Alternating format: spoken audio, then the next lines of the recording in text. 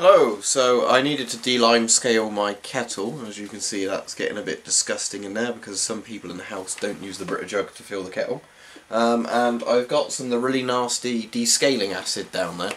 And I was looking at the instruction labels of it, and you're meant to wear gloves, eye protection, face protection, body protection, all that. It didn't mention respiratory protection, but a mask will give me face and eye protection anyway. So I thought I'll actually do it properly as the label says on the bottle.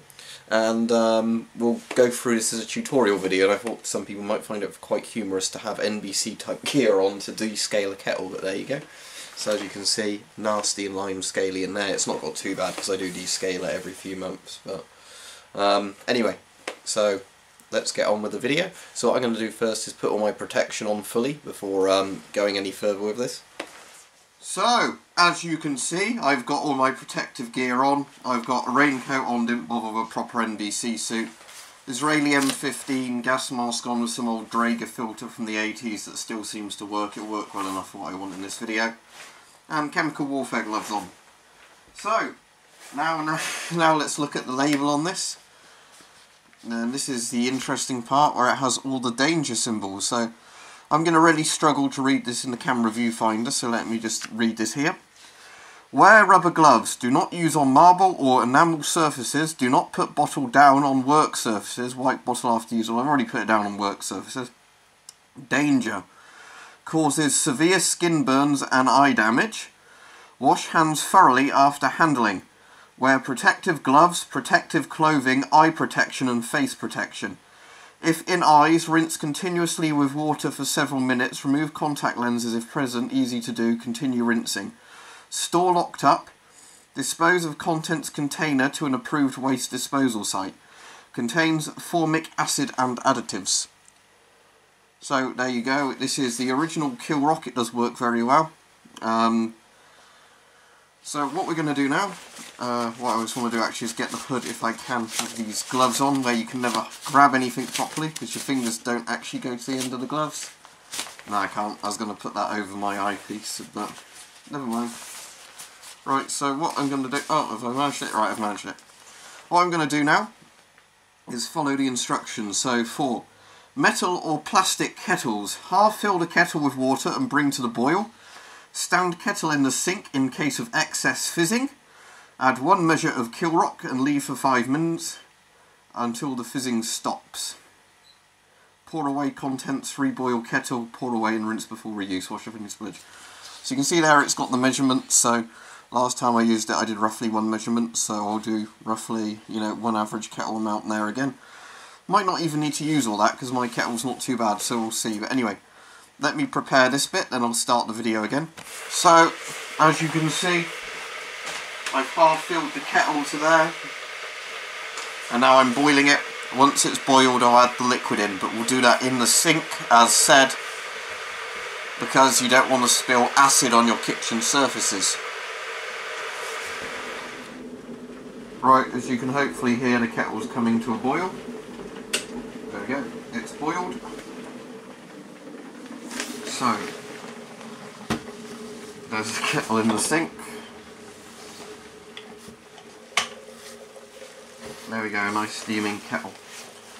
The glass jug in the background had another type of descaler in. I did the coffee with my machine in a few minutes ago, so don't worry about that. That is going to be descaled anyway, or, you know, full of scaler. So, let me try and accurately do 1 measure. Oh shit, drop the bloody cap. Right.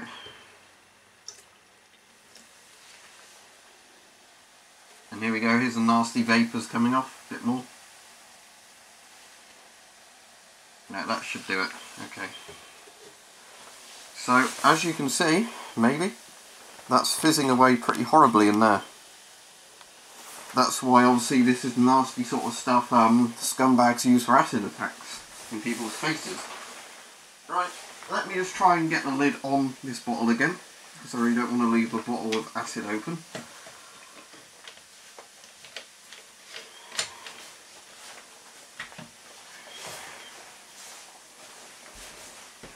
So, yeah, that really is bubbling away there. I don't know how obvious that is to the camera, but that is literally fuming, that water. in there. You can actually see the steam coming off, which isn't steam from the boiling kettle now, it's like acidic gas. So yeah, as I was saying, this is quite nasty stuff.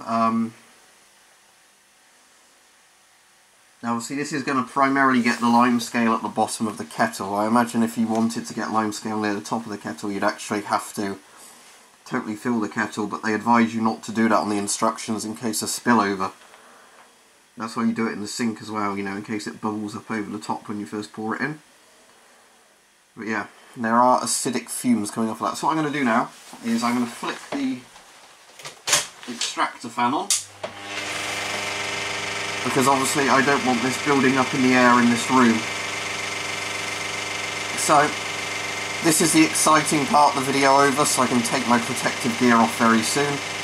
And all I have to do now basically is make sure that when it's finished fizzing away in there, I just do lots and lots of rinses and reboils of the kettle before anybody makes a cup of tea with it. Otherwise they might dissolve their insides. So there you go. But yeah, this is a necessary thing if you hate limescale. You know, obviously limescale will break a kettle eventually if you don't deal with it. And limescale is just very unpleasant having a cup of tea or coffee. So yeah, let's dissolve all of that in my acid I've just made, and we'll be back shortly. Right, that should be enough time. I'll flick the extractor fan off now,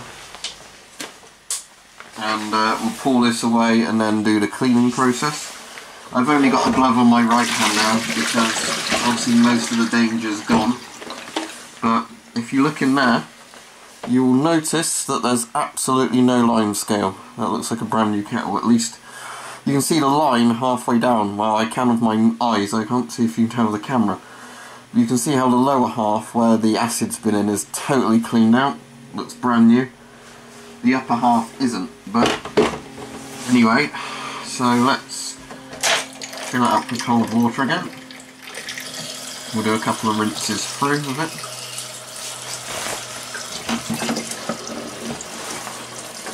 So obviously the purpose of this is to get out any remaining acid, because there probably is some in there, and obviously you don't want to be drinking acid. Once I've done a couple of these rinses, it will be safe for me to take my mask off, obviously, because there's no danger of acid splashing in my face anymore. But, right, let's pour out that one. Right, we'll do one more rinse, and then what we'll do is do a clean sort of boil.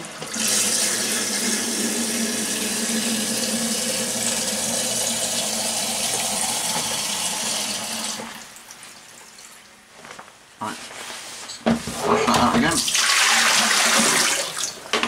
Okay, and now it's time for the final fill.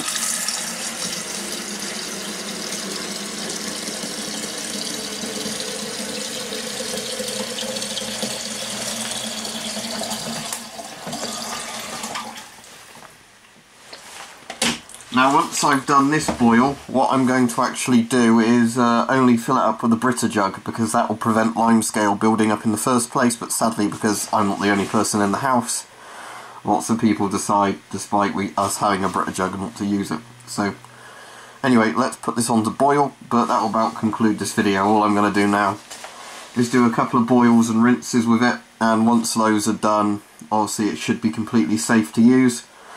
I'm not aware of having splashed acid on my gloves or anything, but I will rinse them off. Mask's absolutely fine and the coat's fine. But there you go. Hopefully you found this a bit humorous. This is basically what happens if you actually follow the instructions on one of those bottles of descalers and do it as they tell you to do. I'm sure most people don't wear any protection at all, but this is actually the level of protection you're meant to wear when doing this.